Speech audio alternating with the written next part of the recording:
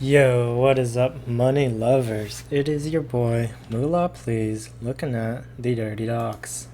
So let's get started. To begin with, we will go into drop spots. The first one we'll be talking about will be as a solo. For a solo, I think it's best to land over here. This is good because you're pretty much not in like the thick of the fray over here, and there's 4 chest spawns as well as like good materials like this boat, this anchor thing, this truck. You also have a lot of options for how you want to push. If you want to just be really simple, you can just go through here, or like let's say there's a fight over here, you could wrap around this side of the mountain, or you could even swim over through here if there's a fight elsewhere that you think you could take a better position from. Furthermore, you can also just rotate out, possibly get this for free, although it's also likely that someone will land there, but it's just an option that you have. So for squad landing areas, I would recommend to have one person over here. This is a split that I got from Nate Hill, Funk Bomb, Ninja, and Reverse 2K. Funk Bomb will land here, and he'll farm these 2 rocks, which give like 400 brick, and then he'll push in, but like really slowly. He's basically a long range support. Over here we have Reverse. He gets a lot of loot to himself, and then over time he can pretty much become like a powerhouse in a way. Meanwhile, Ninja and Nate pretty much always lands at this main building, and so Ninja has the option of either landing like at this building to steal loot from another team who was almost forced to land here, or he can land at the crane depending on where the bus spawn is, because there's another chest spawn here. So what that does is that allows both of these players to try to beam people in the sky. Or he can go here if he notices that the enemy team isn't coming for this building, so that he can essentially steal loot, as well as give Nate more loot to work with. Or if people are hard sending this building, he'll go here with Nate. So now I'm going to play a couple short VODs. One is one in which Funk Bomb plays from here, and I like to show how he plays it because I think it's really smart. And next is Nate Hill getting his main building contested, so he backs off, and the way he does that I think is also really smart. So just to give you guys some more insight into how you could play this area if things don't go according to plan. Alright, so in this VOD I just wanted to take a look at how Funk Bomb plays the electric tower. It's a little bit different from Ninja, because Ninja I feel like pushes more. However, he may just do this because he feels like his loot is too subpar to actually push.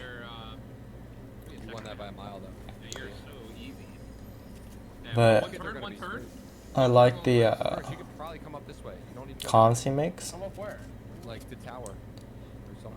as well as like what he prioritizes before leaving. It looked like they went crane, cargo, reverses, building. So like, they already know pretty much where all of them are, as well as... They go garage at all? I don't think so. I don't think so. I think we can work over that way and take that side. We can push power, right? Yeah. So since they know where they landed, they also know like where they're going to be, because they also typically land in that area.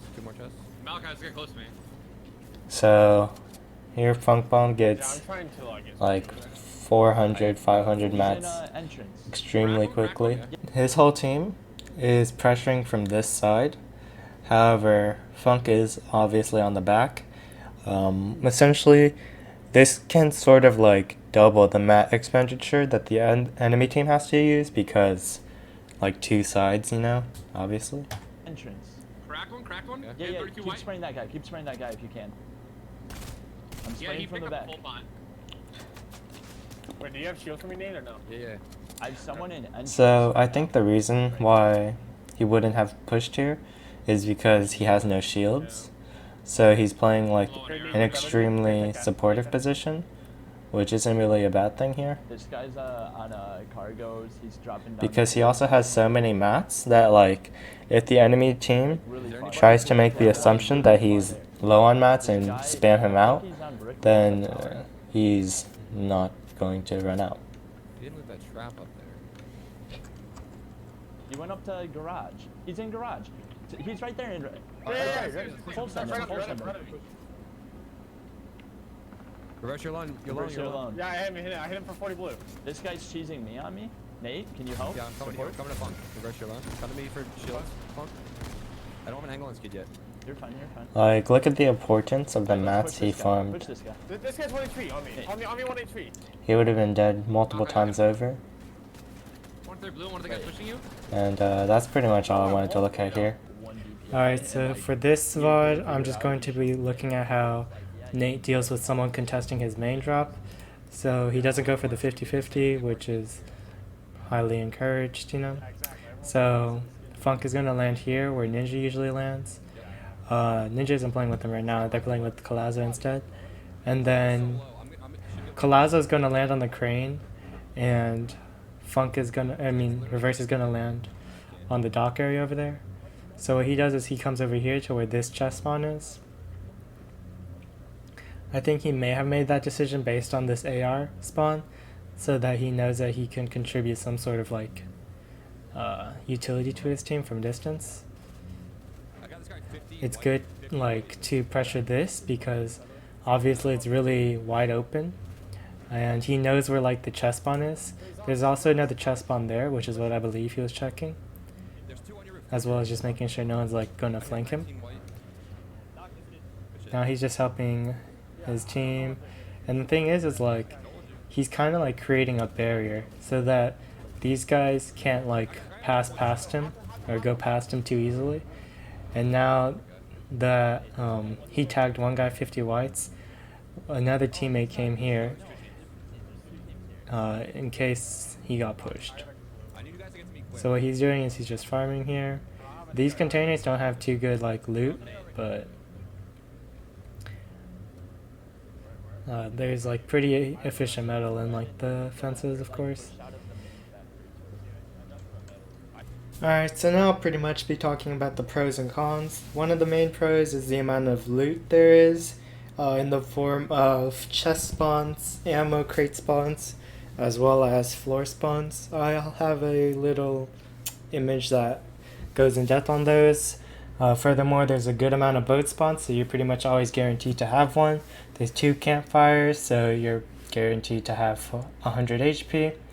And you can also get all your mats here relatively efficiently. The metal is very efficient, and the brick is kind of just normal.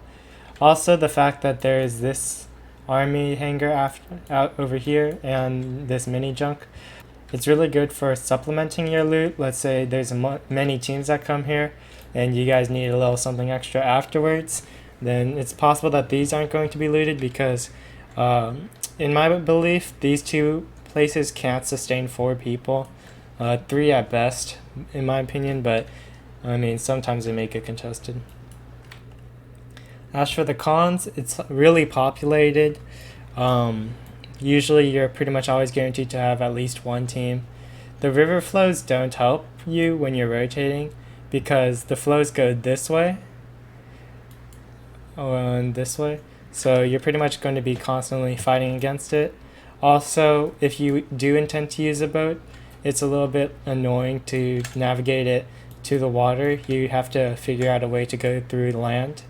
It's not too much land to pass through, however it's not like a straight shot, I guess. Also the fact that it's the edge of the map over here. But that's pretty much it. Overall, I think that Dirty Docks is a really solid spot to land at. Just be prepared to fight a few teams. However, if you guys enjoy early game fights, then by all means go for it. And that pretty much wraps up what I have. Oh, if you're landing crane, jump into the water if you get pressured. Yeah. Alright, also if you enjoyed the video, leave a like and subscribe. Thanks.